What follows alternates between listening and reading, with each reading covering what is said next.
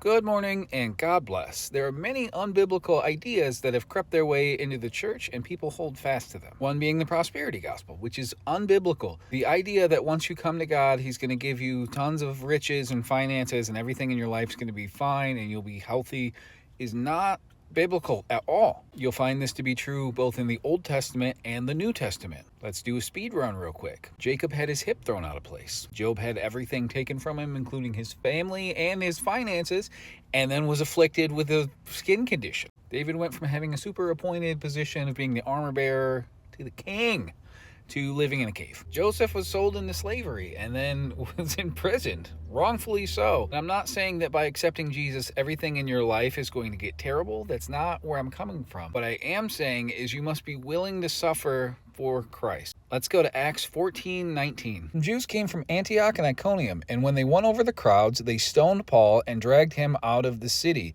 thinking he was dead. After the disciples gathered around him, he got up and went into the town. The next day, he left with Barnabas for Derbe. After they had preached the gospel in that town and made many disciples, they returned to Lystra, to Iconium, and to Antioch, strengthening the disciples by encouraging them to continue in the faith and by telling them it is necessary to go through many hardships to enter the kingdom of God. It is absolutely true that God can prosper anyone that He wants. But you must be willing to sacrifice, to suffer for the gospel. And instead of being full of self-pity and woe is me, you should use that suffering to encourage your brothers and sisters, to strengthen them, to build them up.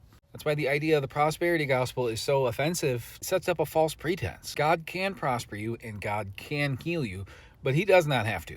And sometimes it's for His glory that He doesn't, so that you may encourage others through your suffering, through your experience, through your struggle, through the trial, through the fiery furnace. And everyone in this life is going to suffer whether they're a believer or not. So please do not let your suffering be in vain, and encourage your brothers and sisters that might be facing the same struggles.